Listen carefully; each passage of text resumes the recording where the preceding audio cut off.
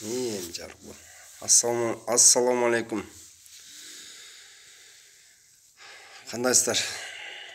Туугандар, бул байке Дүйшөнбек деген байке экен да. Ушу биздин айылга келип, ушу кайсы жерге келгенин билбейт экен. Дүйшөнбек, атым Дүйшөнбек дейт. Фамилияңызды айтып коесузбу? Фамилиям Койчуманов Дүйшөнбек Акматбекович. Койчуманов Дүйшөнбек Акматбекович. 51-жылкы экен. Ушу барар жерим жок дейт, ошо бирөөлөр мал кайтартабыз алып келип, чабаныбыз келип калды деп кайра кетирип жибериптир да. Эми болсо туугандарымды таап берип койгула деп суранып жатат да. Ушун болгон группаларга жөнөтүп койсоңуздар кандай дейсиздер?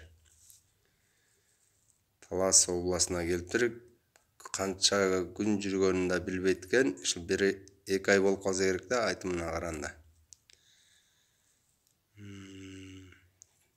Талас областында Бакай Ата районунда Ынтымак айылында жүрөт. Азыр ушул эмеде мечитте бүгүн келди, мечитке жатып турайын деп суранып жатат да.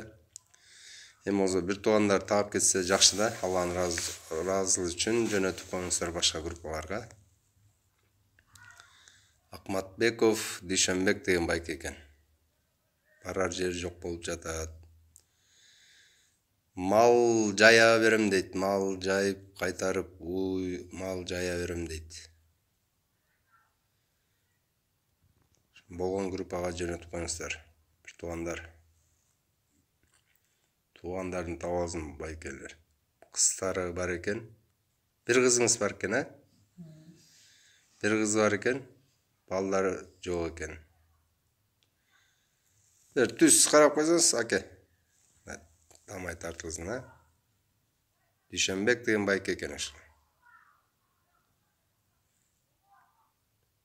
Кыргызстанда болгон группаларга таркатып койсоңуздар, туугандар таап алышы мүмкүн.